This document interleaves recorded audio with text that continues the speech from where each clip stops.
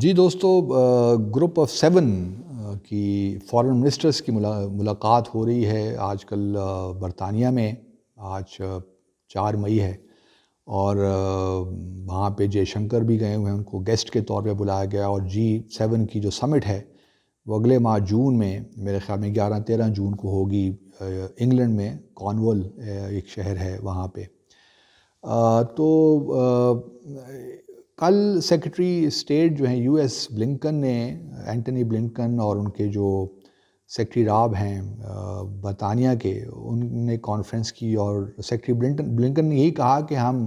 اپنی فوجیں تو ہٹا رہے ہیں، نکال رہے ہیں افغانستان سے، لیکن ہم افغانستان کو چھوڑ نہیں رہے. جس کا مطلب یہ ہے کہ افغانستان میں اب بھی ایسا نہیں ہے کہ وہ چائنا اور روس کے حوالے کر کے چلے جائیں گے، کیونکہ ان کے یہاں پہ مفادات ہیں. اب افغانستان کس طرح، وہ کچھ لوگوں کا خیال یہ ہے کہ امریکہ انسسٹ کر رہا ہے پاکستان پہ کہ ہمیں کچھ ملٹری بیسز یہاں پہ دیں، کیونکہ اگر افغانستان سے نکلیں گے تو کچھ ریجن میں ان کو ملٹری بیسز چاہیے ہوں گے، خاص طور پہ ڈرون وغیرہ کے لیے، اور وہاں سے آپریشن کرنے کے لیے افغانستان میں، اگر صورتحال بہت بگڑ جاتی ہے. تو اب مجھے نہیں معلوم، ہم نے مشرف صاحب کے زمانے میں تو کچھ بیسز، یہ شمسی بیس تھا جو ہم نے دیا ہوا تھا، اور یہاں سے وہ ڈرون اڑ جاتے تھے بھی اور وہاں پہ افغانستان میں کاروائیاں کرتے تھے. آیا ہم کنسیڈر کر رہے ہیں اس کو دوبارہ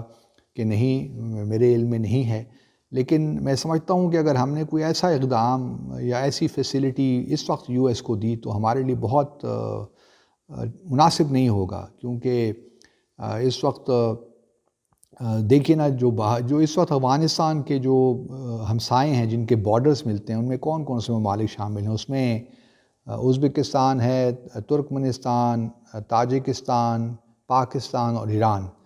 ایران تو آؤٹ آف کویسچن ہے، وہاں تو امریکہ کو نہیں مل سکتے بیسز.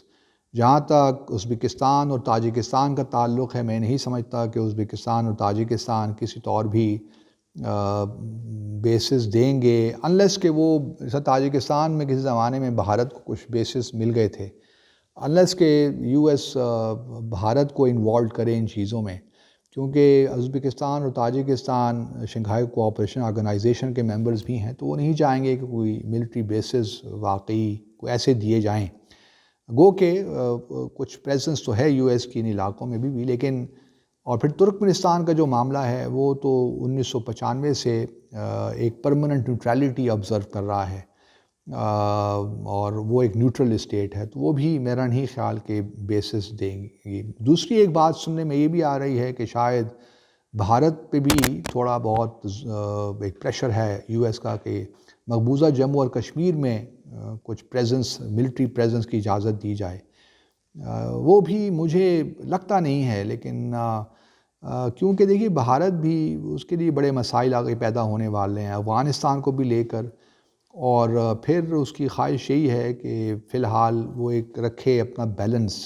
گو کہ وہ اسٹریٹجک پارٹنر تو بننے جا ہی رہا ہے، بلکہ بن ہی گیا، لیکن ساتھ ساتھ وہ چاہتا ہے کبھی رشیا اور چائنا کے ساتھ تعلقات وہ پوری طرح خراب نہ ہوں. اور چائنا اور رشیا کی بھی اس وقت کوشش یہ ہے کہ جس طرح ممکن ہو بھارت کو اپنی طرف کھینچیں اور اس کو مکمل طور پر یو ایس کی گود میں نہ جانے دیں. تو بھارت اس وقت اپنی پوزیشن کو ایکسپلائٹ کرنے کی تو کوشش کر رہا ہے، لیکن کب تک یہ ہوگا واللہ عالم بالصواب، ابھی تک ہم اس کے بارے میں کچھ کہہ نہیں سکتے. لیکن جہاں تک پاکستان کا تعلق ہے، ہمیں تھوڑی بہت احتیاط کرنی چاہیے، کیونکہ دیکھیے ابھی پچھلے ہفتے ہی جو ہی یو ایس کی ٹروپس نکلے تو طالبان نے غزنی جو آرمی بیس ہے غزنی میں، اس پہ قبضہ کر لیا.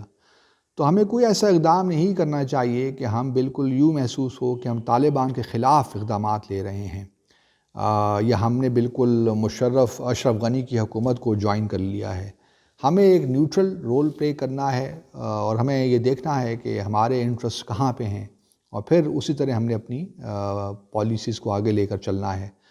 افغانستان، جو میں پہلے بھی کہتا رہا ہوں کہ وہاں پہ ڈائلاگ کے ذریعے اگر آپ لوگ یہ سمجھتے ہیں کہ امن آ جائے گا، تو میں اس سے اتفاق نہیں کرتا. میرے خیال میں، اور اب واضح بھی ہوتا جا رہا ہے آہستہ آہستہ، کہ طالبان آر ناٹ انٹرسٹڈ کہ وہ اس وقت مذاکرات کریں.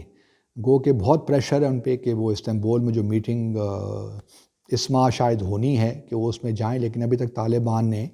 اس پہ کوئی کمٹمنٹ نہیں دی، بلکہ انہوں نے ابھی یہ کہا ہے کہ چونکہ جو 1 مئی کا جو 29 فیبرری 2021 کا 2020 کا جو ایگریمنٹ تھا یو ایس کے ساتھ، وہ تو اب ختم ہو گیا، کیونکہ یو ایس نے اپنی فوجیں نہیں نکالیں 1 مئی تک جو نکالنی تھیں اس معاہدے کے تحت. تو اب لیکن وہ ابھی بھی میں سمجھتا ہوں انہوں نے 7 یا 8 دن دیے ہیں، کچھ شرائط رکھی ہیں کہ جو یو این کی ٹیرر لسٹ ہے اسے تب طالبان کو اس میں لسٹ میں سے نکال دیا جائے، اور پھر جو طالبان کے جو قیدی ہیں ان کو رہا کیا جائے، and so on and so forth. لیکن میرا اپنا خیال یہ ہے، اور میں نے پہلے بھی کہا ہے، کہ طالبان جو وڈرال کا پروسیس ہے اس میں زیادہ رخنے نہیں ڈالیں گے، نہ ہی وہ ٹارگٹ کریں گے نیٹو یا یو ایس کی فورسز کو. وہ چاہیں گے کہ یہ 11 ستمبر تک یہ ساری جو فوجیں ہیں ان کا انخلا خیریت سے ہو جائے، اور پھر وہ اپنے آپ کو ری آرگنائز تو خیر وہ اپنے آپ کو ابھی سے ہی کر رہے ہوں گے، اور پھر اپنی اسٹریٹجی بنائیں گے کہ کس طرح اشرف غنی کی حکومت کے خلاف انہوں نے پھر آگے بڑھنا ہے. تو آگے ہمارے لیے تو مشکلات پیدا ہوں گی یقیناً، ریفیوجیز بھی شاید آنا شروع ہو جائیں، مہاجرین افغان وہاں سے بھی. جب سول وار ہوگی تو ہمارے لیے مسائل تو بڑھیں گے، لیکن شاید اسی میں بلیسنگ ان ڈسگائز ہو ہمارے لیے. شاید تھوڑا استحکام آ جائے اور سول وار سے جان چھوٹے، کیونکہ جب 1996 میں تب طالبان کی حکومت آئی تھی تو کم از کم امن تو آ گیا تھا افغانستان میں، اور حالات تو ہمارے لیے تو اس وقت بہتر ہی تھے ان دا سینس کہ کوئی بٹ یہ ضرور ہے کہ جو ٹی ٹی پی وغیرہ جو اس قسم کی آرگنائزیشنز ہیں، ان کو آبویسلی اس سے تقویت ملتی ہے ان چیزوں سے. اور پھر ہمیں یہ بھی انشور کرنا ہوگا کہ طالبان جو ہیں، القاعدہ، جو داعش، اس قسم کی جو آرگنائزیشنز ہیں، T T P, B L A, B R A, ان کے لیے طالبان جو ہیں پاکستان کے جو مفادات ہیں ان کو پیش نظر رکھیں، بلکہ دنیا کے مفادات کو پیش نظر رکھیں، کیونکہ دنیا کا کنسرن یہی ہے کہ طالبان اگر آ گئے تو پھر وہی داعش اور القاعدہ کو یہاں پروان چڑھیں گے، دوبارہ ان کو ایک نیا جنم مل جائے گا. لیکن میرا اپنا احساس یہی ہے کہ شاید اس دفعہ طالبان جو ہیں زیادہ محتاط ہوں گے، اور وہ طالبانائزیشن کی بھی طرح اس طرف نہیں جائیں گے جس طرح پہلے تھا معاملہ. خاص طور پہ خواتین کے جو حقوق ہیں ان کو بھی پیش نظر رکھیں گے. تبدیلیاں ہوں گی آئین میں، لیکن اس طرح ریڈیکل تبدیلیاں نہیں لائیں گے جس سے تمام معاملات پہلے کی طرح ہوں، 1996 کی طرح. تو ایک مشکل دور پاکستان کے لیے آ رہا ہے، اور ہم امید کرتے ہیں کہ اس وقت